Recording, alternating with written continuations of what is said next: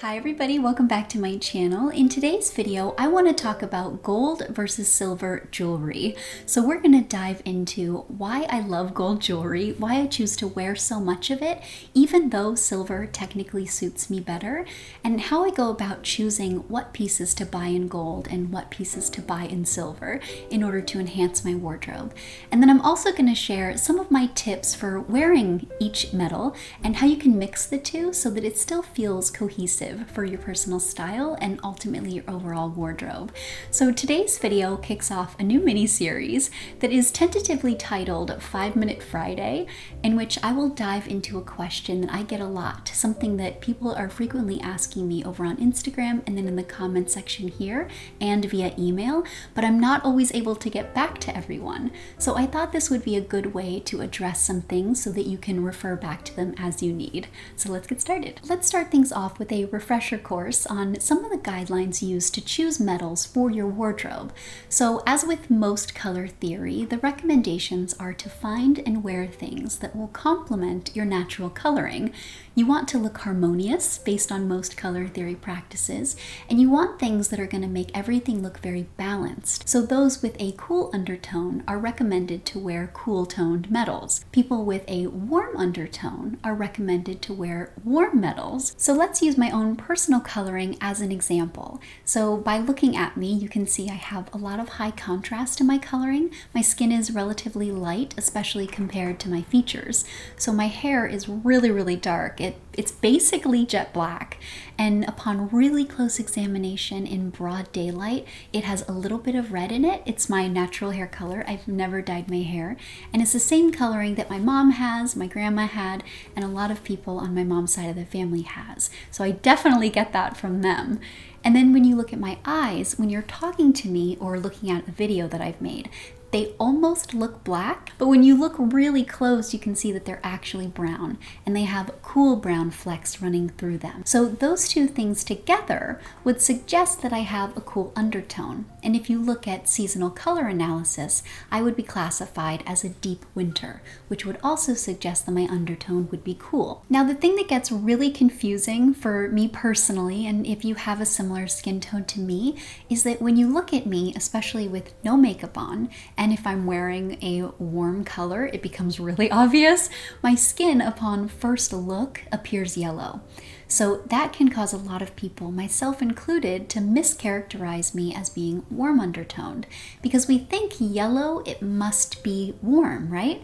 But a couple years ago, I realized, the life-changing moment of my life, that I actually have an olive undertone. And an olive undertone is cool, because when you take a blue undertone and mix it with a yellow overtone, you get that distinct green that an olive undertone has. So it's really obvious in the chest for me, and in my inner arm, and on my wrist. So when I compared my skin to my sister's, it just jumped out like never before. I was very noticeably green compared to the two of them. I think I'm gonna do a larger video all about that because there's not too much information, and what I've gathered in the last few years has truly been a lifesaver. So let me know if you're interested in that. So all of this information together definitely confirms that I have a cool undertone, and I've used that to dictate larger jewelry purchases in my life, and then also influence what I wear for big moments. So for example, my wedding and engagement ring are both platinum and diamonds. And then for my wedding, I wore exclusively silver tone jewelry. And likewise for my dress rehearsal, I wore that navy shift dress that I've shown a couple times, and then my silver jewelry. And that was so I would always look back and feel really great about the colors I chose and feel vibrant and have things that I can wear well into the prime of my life. Even as I age and my skin loses some of its vibrancy, I've made jewelry purchases that will continue to complement that.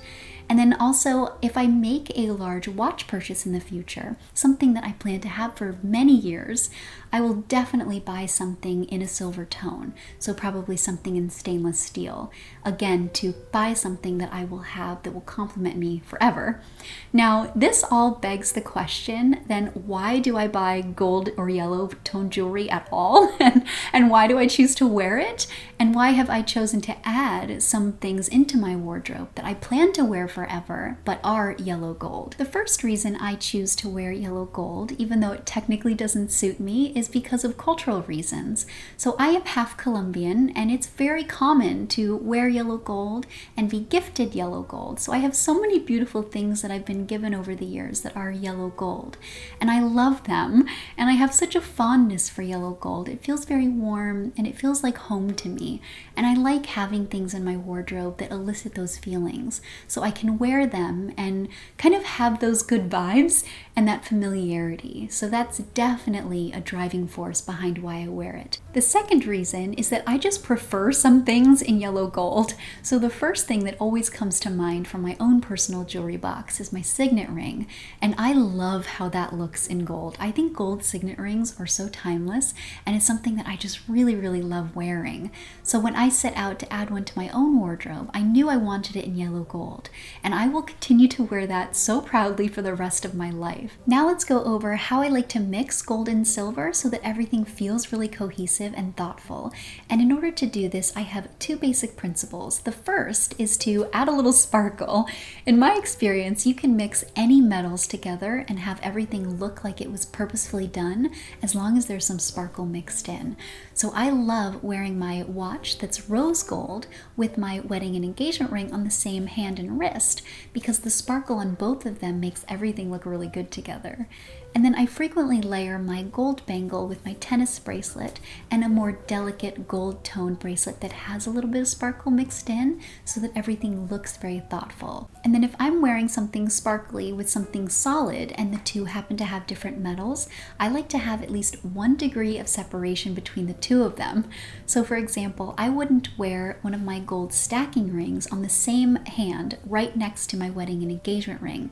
To me, that feels too obvious of a clash, and there's too much contrast between the two of them for my own personal preferences. So I would instead move that stacking ring to my right hand, which is also why I wear my signet on my right hand. I like having that balance. So that is a quick rundown of gold versus silver and why I choose to wear yellow gold, even though it technically doesn't suit me. If you are one of the people that asked this question, I hope that it helped you and gave you the answers you were looking for. And please let me know in the comments down below what you would like me to cover in future installments of this series. I'm really excited to use this as an opportunity to get to things that I'm not always able to. And like always, thank you so much for watching, and I'll see you in my next one. Have a great day.